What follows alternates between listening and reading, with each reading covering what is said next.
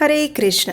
परम पवित्र कार्तिक मास की इस कथा श्रृंखला में आप सबका स्वागत है। सभी मासों में अत्यंत पवित्र है ये कार्तिक मास। और वैसे तो कार्तिक मास का आरंभ हो रहा है 18 अक्टूबर से, लेकिन हम कार्तिक व्रत आरंभ करते हैं अश्विन मास की पूर्णिमा से, यानी शरद पूर्णिमा से। तो इस कार्तिक मास में हम प्रतिदिन आपके लिए हमारे वैदिक पुराणों और ग्रंथों से विशेष कथा भी लेकर आ रहे हैं। तो इसे प्रतिदिन सुबह और शाम को सुनने के लिए याद से आपके अपने इस चैनल को सब्सक्राइब करके रख लीजिए। इन कथाओं के विषय में श्री हरि भक्ति विलास में कहा गया है कि जो भी व्यक्ति इस पवित्र कार्तिक मास में प्रतिदिन श्रीमद् भागवतम की इन कथाओं का श्रवण करता है, उसे 18 पुराणों का श्रवण करने का पुण्य फल मिलता है। इसलिए इन सभी कथाओं को प्रतिदिन सुने और अंत तक पूरा सुने, तभी इसका पूर्ण फल प्राप्त होता है। और सबसे महत्वपूर्ण बात, ये कथाएं शास्त्रों में से ली गई और प्रमाणभूत होनी चाहिए। कोई भी किसी के द्वारा कही गई काल्पनिक कथाओं को इस मास में श्रवण करने से मात्र समय ही व्यय होता है।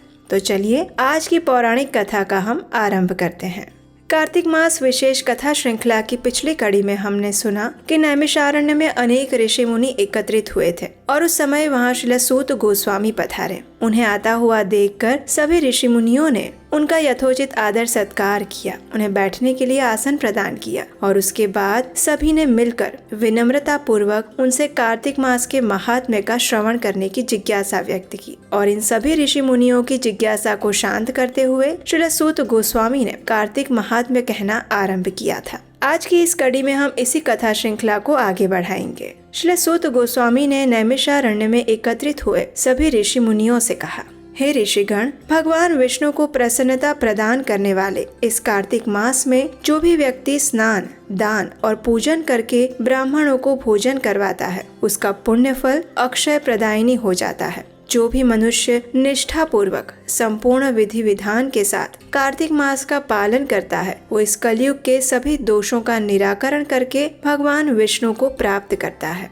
और ऐसे ही परम पावन कार्तिक मास का महात्म्य दर्शाती हुई एक सुंदर पौराणिक कथा का अब मैं वर्णन करने जा रहा हूँ। ध्यान से सुनिए। एक समय नारद जी देवलोक से भगवान श्री कृष्ण से मिलने के लिए द्वारिका नगरी आए हुए थे और तब वे अपने साथ कल्प वृक्ष के कुछ फूल भी लेकर आए थे नारद मुनि को देखकर भगवान श्री कृष्ण ने उनका स्वागत किया, उनके चरण पखारे, उनको उचित स्थान प्रदान किया। कुछ समय बाद जब नारद जी वापस लौटने लगे तो उन्होंने उसी वृक्ष के पुष्प भगवान श्री कृष्ण को भेंट किए। भगवान श्री कृष्ण ने उन सुंदर और पवित्र पुष्पों को अपनी पत्नियों में बांट दिया। भगवान श्री कृष्ण की 16,108 रानियां थी और ये सभी रानियां इन पुष्पों को प्राप्त करके अत्यंत प्रसन्न हुई। सभी रानियों में सत्यभामा सबसे प्रसन्न थी, क्योंकि उनके आंगन में तो स्वयं भगवान श्री कृष्ण ने यही वाला वृक्ष लगाया हुआ था। उन्हें लगा कि वो इतनी सौभाग्यशाली हैं कि वे त्रिभुवन के स्वामी भगवान श्री कृष्ण की पत्नी हैं। और इस प्रकार सोचते हुए उन्हें लगने लगा कि भगवान श्री कृष्ण सबसे अधिक उनको ही प्रेम करते हैं। अब एक समय सत्यभामा और भगवान श्री कृष्ण बैठकर वार्तालाप कर रहे थे। उस समय अपने मन के विचारों को सत्यभामा ने भगवान श्री कृष्ण के समक्ष रखा।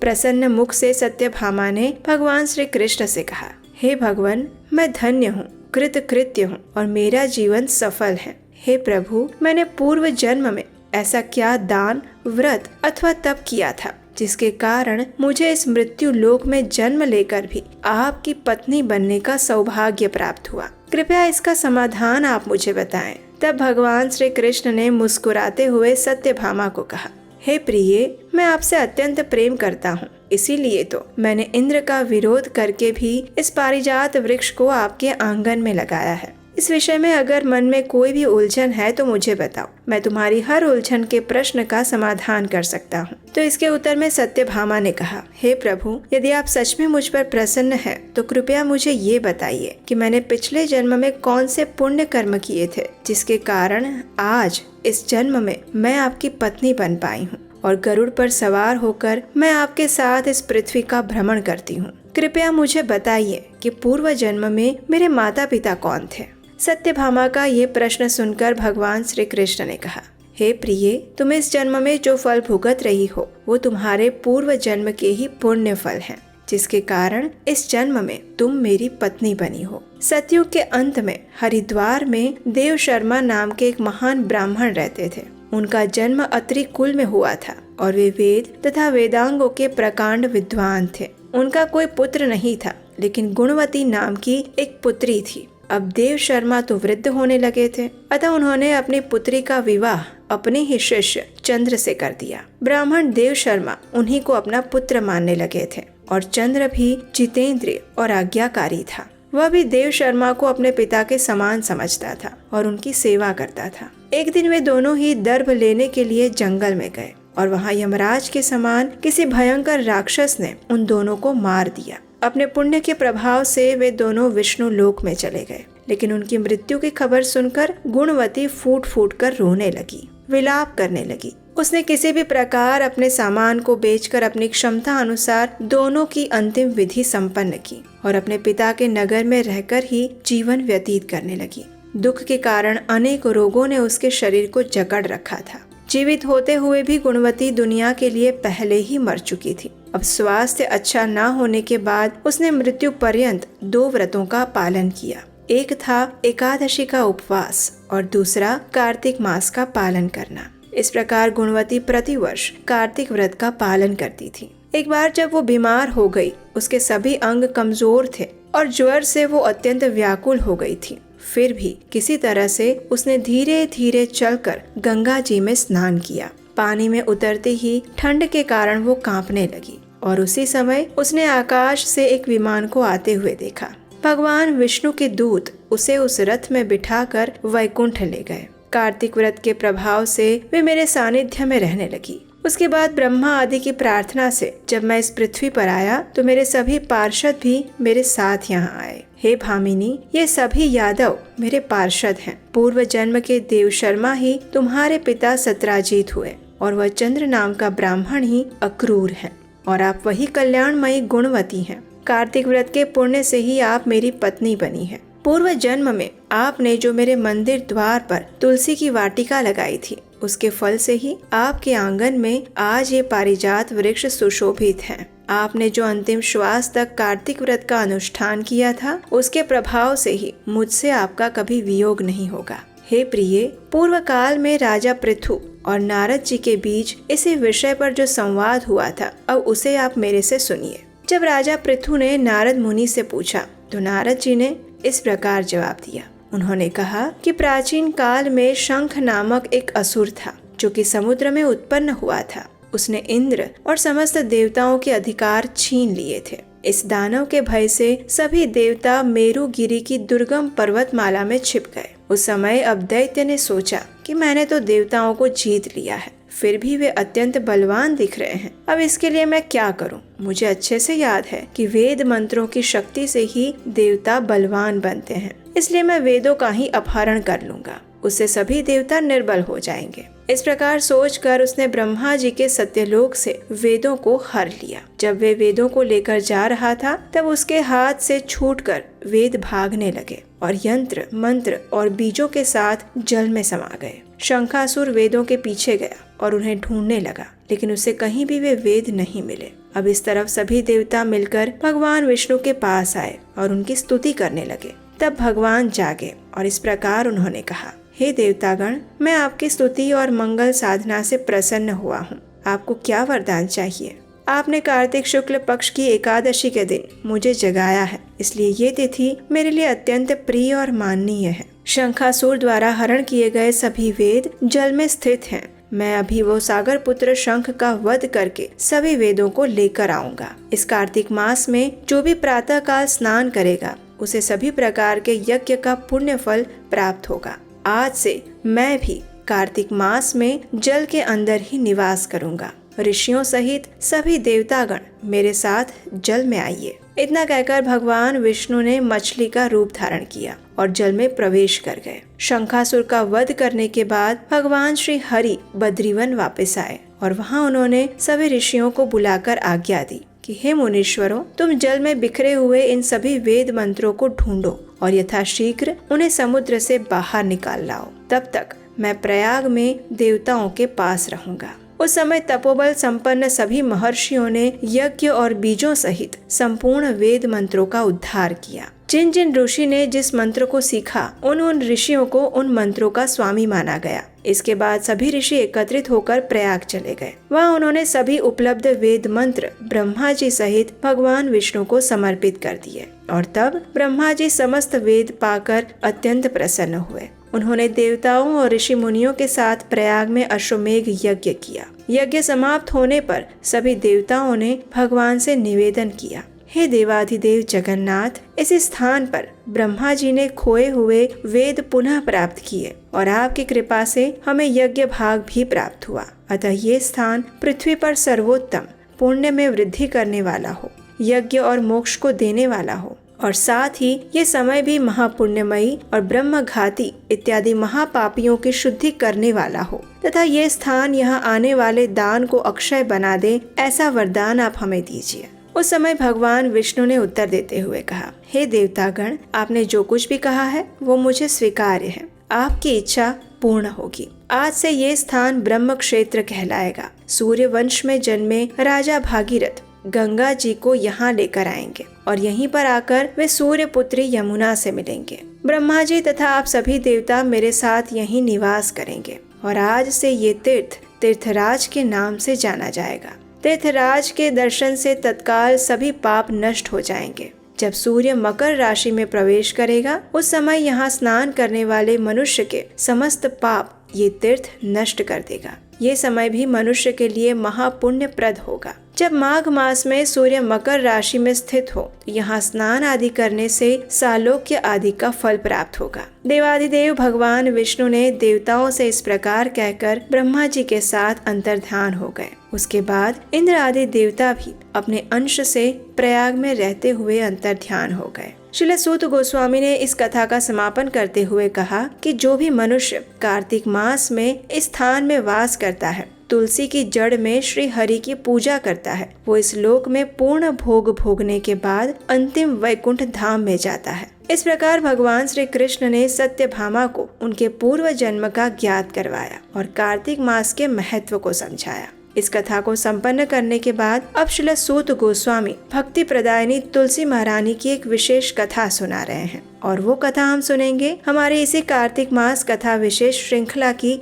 अगली कड़ी में। तो उसे सुनने के लिए याद से आपके अपने इस चैनल को सब्सक्राइब कर लीजिए। हमारे व्हाट्सएप और टेलीग्राम ग्रुप के साथ भी जुड़ जाइए, जिससे कि इसका नोटिफिकेशन और रेगुलर अपडेट्स आपको मिलते रहें। अगर आपको आज की हमारी ये कथा अच्छी लगी है तो इस वीडियो को लाइक कीजिए और अपने मित्रों को शेयर कीजिए। चलिए अब एक प्रश्न का उत्तर दीजिए। आज का प्रश्न ये है कि भगवान श्री कृष्ण ने सत्यभामा के आंगन में कौन सा वृक्ष लगवाया था? आपके जवाब हमें नीचे कमेंट बॉक्स में लिखकर बताइएगा। इसी से हमें पता चलेगा कि आप कितना ध्यान पूर्वक इन कथाओं को सुनते हैं। तो चलिए इस परम पवित्र कार्तिक मास में भगवान श्री दामोदर को अपना तन, मन, हृदय और चेतना समर्पित करते हैं और उनसे उनकी शुद्ध भक्तिमय सेवा की याचना करते हैं। तो आइए अब हम इस पवित्र कार्तिक मास में तुलसी देवी की आरती करते हैं। प्रतिदिन तुलसी देवी की पूजा करते हुए इस तुलसी आरती का स्तवन, पठन और श्रवण करना चाहिए। तो आइए अब हम उसी तुलसी आरती का श्रवण करते हैं। नमो नमः तुलसी कृष्ण प्रेयसी, नमो नमः राधा कृष्ण सेवा पवो, एई अभिलाषी, ये तुम्हार शरण लो, तारा वांछा पूर्ण हो, कृपा करी कर तारे वृंदावन वासी, मोर एई अभिलाष,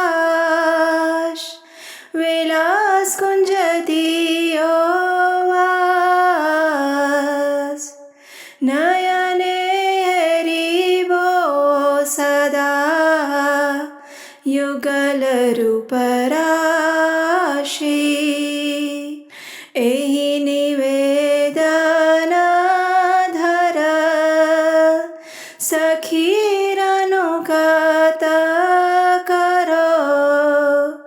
सेवाधिकार दिए करो निज दासी। दीन कृष्ण दासे कहे एये न मोरा।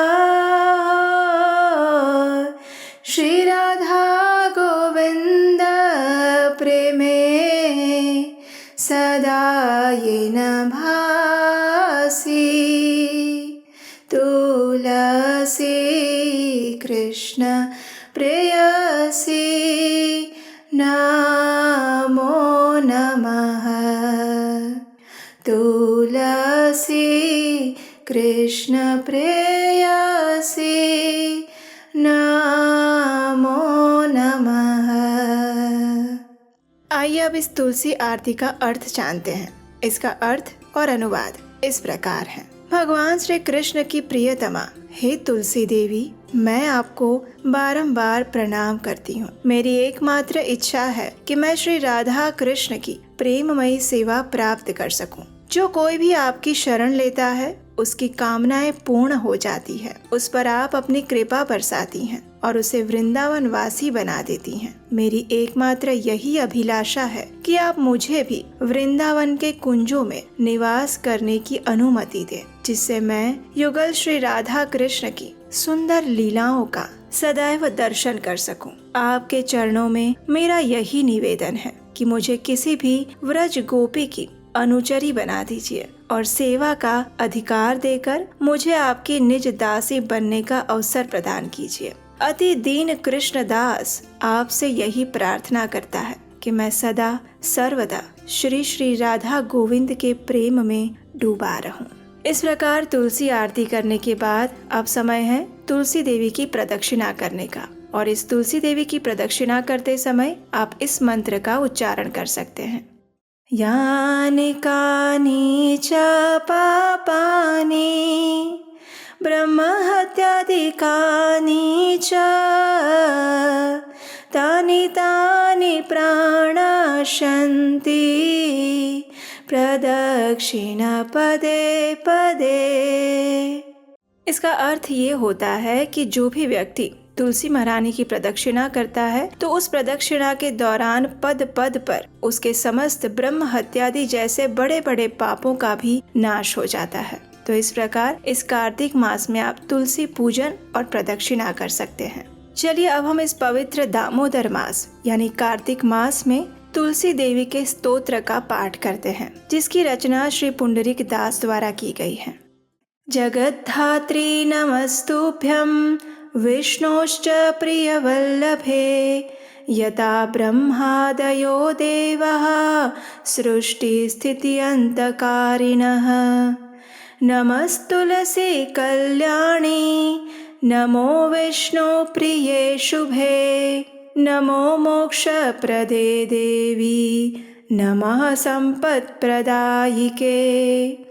तुलसी पातु मां नित्यं सर्वापदभ्योऽपि सर्वदा कीर्तितापि स्मृता वापि पवित्रति मानवम्। नमामि शिरसा देवीं तुलसीं विलसत्तनुं यां दृष्ट्वा पापिनो मर्त्या मुच्यन्ते सर्वकिल्बिषात्। तुलस्या रक्षितं सर्व जगत्ते तुच्चराचरं या विनिहन्ति पापानि दृष्ट्वा वा पापिभिर्नरैः।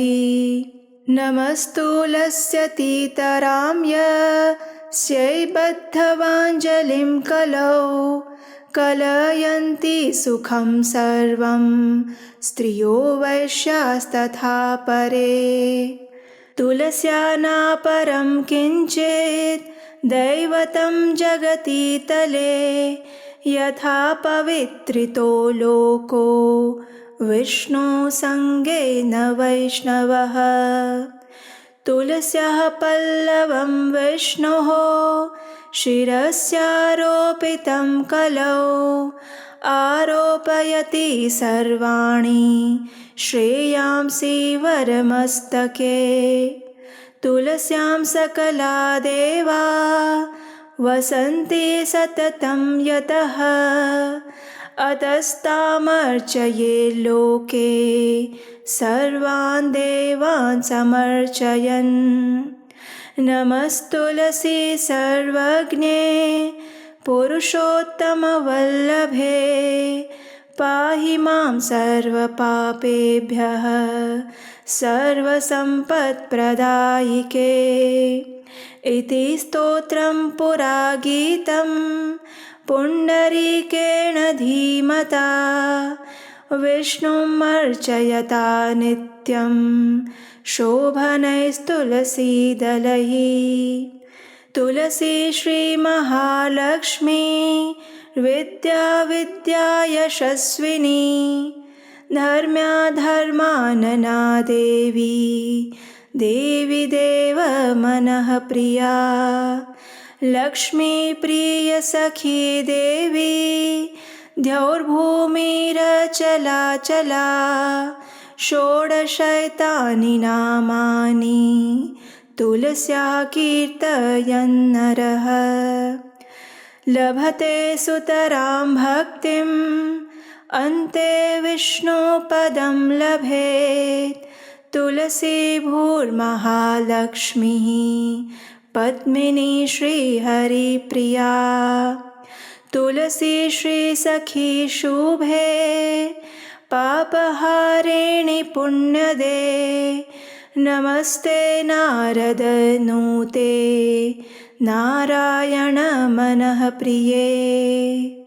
आइए अब इस तुलसी स्तोत्र का अनुवाद और भावार्थ समझते हैं। श्रीमती तुलसी देवी ब्रह्मांड की माता और भगवान विष्णु की परम प्रिय संगिनी है, जिनके कारण ब्रह्मा आदि देवता सृजन, पालन और संहार के कार्य संपन्न करते हैं। हे श्रीमती तुलसी देवी, मैं आपको दंडवत प्रणाम करता हूँ। आप सद्गुणी हैं, कल्याणकारी हैं और भगवान विष्णु को प्रिय है। आप धन, संपत्ति और मुक्ति प्रदान करने वाली हैं। श्रीमती तुलसी देवी प्रत्येक स्थिति में समस्त विपदाओं से निरंतर मेरी रक्षा करें। आपकी स्तुति और मात्र स्मरण करने से ही लोगों को पवित्र कर देता है। मैं श्रीमती तुलसी देवी को शीश झुकाकर प्रणाम करता हूँ, जिनका तेजवान और दमकदार रूप, जिसको देखकर पापी नश्वर मनुष्य समस्त दोषों से मुक्त हो जाते हैं। समस्त चर और अचर वस्तुओं सहित इस संपूर्ण जगत की श्रीमती तुलसी देवी रक्षा करती हैं, जिनके केवल दर्शन मात्र से ही पापी व्यक्तियों के पाप पूर्णतः नष्ट हो जाते हैं। हे श्रीमती तुलसी देवी, आपको सहस्त्र बार प्रणाम करता हूँ। आपको कलयुग में समस्त स्त्रियां, वैश्यगण और उनके समान अन्य लोग भी प्रसन्नता पूर्वक हाथ जोड़कर विनम्र प्रणाम करते हैं। इस पृथ्वी पर श्रीमती तुलसी देवी से अधिक दिव्य कुछ भी नहीं है, जिनके द्वारा ये जगत पवित्र हो जाता है, जैसे विष्णु और वैष्णव के संपर्क में आने से होता है। इस कलयुग में जब श्रीमती तुलसी देवी की अंकुरित कली भगवान विष्णु के शीश पर अर्पित की जाती है, तब ये उपासक के शीश पर समग्र आशीर्वाद प्राप्त होने के समान माना जाता है। श्रीमती तुलसी देवी में समस्त देवतागण हर समय वास करते हैं, इसलिए व्यक्ति को इस विश्व में उनकी आराधना करनी ही चाहिए और इस प्रकार से समस्त देवताओं की आराधना स्वतः ही हो जाती है। सर्वज्ञानी और परम पुरुष की अत्यंत प्रिय श्रीमती तुलसी देवी, मैं आपको दंडवत प्रणाम करता हूँ। आप संपूर्ण धन संपत्ति प्रदान करती हैं। कृपा करके मेरे समस्त पापों से मेरी रक्षा कीजिए। अतः ये प्रार्थना पहले के समय में बुद्धिमान पुंडरीक द्वारा गाई गई है। व्यक्ति को श्रीमती तुलसी देवी की सुंदर पत्तियों को नियमित रूप से अर्पित करते हुए सदैव ही भगवान विष्णु की आराधना करनी चाहिए। मनुष्य को श्रीमती तुलसी देवी के इन 16 नामों का उच्चारण करना चाहिए। तुलसी, श्री, महालक्ष्मी, विद्या, अविद्या, यशस्विनी, धर्मया, धर्मानना, वृंदा, देवी देव मनः प्रिया, लक्ष्मी प्रिय सखी, देवी, द्यौ, भूमि, अचला और चला, वह और अधिक निष्ठा और भक्ति प्राप्त करता है और अंत में भगवान विष्णु के धाम को प्राप्त करता है। श्रीमती तुलसी देवी भूमि, महालक्ष्मी, पद्मिनी तथा श्री हरि प्रिया के नाम से भी जानी जाती हैं। मैं श्रीमती तुलसी देवी को बारंबार दंडवत प्रणाम करता हूँ। आप श्रीमती लक्ष्मी देवी की अत्यंत प्रिय मित्र, शुभ चिंतक, पापों को हरने वाली, आध्यात्मिक गुणों को प्रदान करने वाली, नारद मुनि द्वारा प्रशंसनीय और भगवान श्री नारायण के मन की प्रिया हैं। इस प्रकार प्रतिदिन इस कार्तिक मास में इस तुलसी स्तोत्र का पठन और श्रवण करना अत्यंत पुण्यशाली माना गया है। तो आइए इस परम मंगलमय कार्तिक मास में अब हम तुलसी अष्टकम का पाठ करते हैं। इस अष्टकम का वर्णन हमें ब्रह्म वैवर्त पुराण में मिलता है। एक समय जब तुलसी देवी भगवान से रुष्ट होकर अंतर्धान हो गई थी, उस समय भगवान उनके विरह में आतुर होकर वृंदावन चले गए और उन्होंने वहाँ पर तुलसी देवी की पूजा और स्तुति की। और उस समय उन्होंने जिस मंत्र और स्तोत्र की रचना की थी वो स्तोत्र इस प्रकार है। श्री भगवानुवाच वृन्दारूपाश्च वृक्षाश्च यदैकत्र भवन्ति च विदुर्बोधास्तेन वृन्दां मत्प्रियां तां भजाम्यहम्। पुरा बभूव या देवी त्वादौ वृन्दावने वने तेन वृन्दावनी ख्याता सौभाग्यां तं भजाम्यहम्। असंख्येषु च विश्वेषु पूजिताया निरन्तरं तेन विश्वपूजिताख्यां जगत्पूज्यां भजाम्यहम्। असंख्यानि च विश्वानि पवित्राणि यया सदा तां विश्वपावनीं देवीं विरहेण स्मराम्यहम्। देवान् तुष्टः पुष्पाणां समूहेन यया विना तां पुष्पसारां शुद्धां च द्रष्टुमिच्छामि शोकतः। विश्वे यत्प्राप्तिमात्रेण भक्तानन्दो भवेत् ध्रुवम्। नन्दिनी तेन विख्याता सा प्रीता भवताद्धि मे। यस्या देव्यास्तुला नास्ति विश्वेषु निखिलेषु च तुलसी तेन विख्यातां यामि शरणं प्रियाम्। कृष्ण जीवन रूपाया शश्वत्प्रियतमा सती तेन कृष्ण जीवनीति मम रक्षतु जीवनम्। मम रक्षतु जीवनम्। आइए अब हम इस तुलसी अष्टकम का अर्थ जानते हैं। श्री भगवान ने कहा, जब वृंदा रूप वृक्ष एकत्र होते हैं तब वृक्ष समुदाय अथवा वन को बूढ़जन वृंदा कहते हैं। ऐसी वृंदा नाम से प्रसिद्ध अपनी प्रिया तुलसी की मैं उपासना करता हूँ, जो देवी प्राचीन काल में वृंदावन में प्रकट हुई थी, अतएव जिसे वृंदावनी कहते हैं। उस सौभाग्यवती देवी की मैं उपासना करता हूँ, जो असंख्य वृक्षों में निरंतर पूजा प्राप्त करती हैं, अतः जिनका नाम विश्व पूजिता पड़ा है। उस जगत पूज्या देवी की मैं उपासना करता हूँ। हे देवी, जिसने सदा अनंत विश्वों को पवित्र किया है, उस विश्व पावनी देवी का मैं विरह से आतुर होकर स्मरण करता हूँ, जिसके बिना अन्य पुष्प समूहों के अर्पण करने पर देवता प्रसन्न नहीं होते।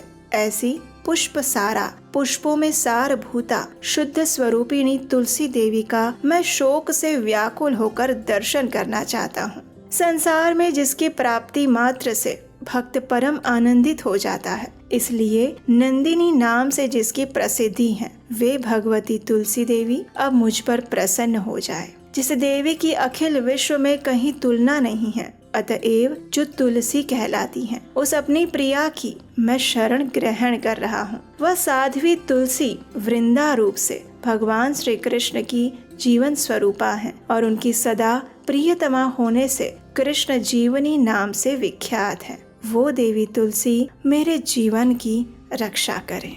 इस अष्टकम की रचना स्वयं भगवान श्री कृष्ण द्वारा की गई है, तो इससे हम समझ सकते हैं कि ये कितना पुण्य प्रदायक और मंगलकारी है। और इस कार्तिक मास में इसका प्रतिदिन पठन या श्रवण करने से मनुष्य के पूर्व जन्मों के सभी पाप तो नष्ट हो ही जाते हैं, लेकिन उसे वृंदा देवी की विशेष कृपा प्राप्त होती है। और कहा जाता है कि भगवान के धाम यानी गोलोक वृंदावन में यदि प्रवेश करना है तो श्रीमती तुलसी देवी की आज्ञा के बिना वो संभव नहीं हो सकता। इसलिए श्रीमती तुलसी देवी की कृपा प्राप्त करने के लिए इस कार्तिक मास में प्रतिदिन इस अष्टकम पाठ का श्रवण या पठन करना चाहिए। हरे कृष्णा।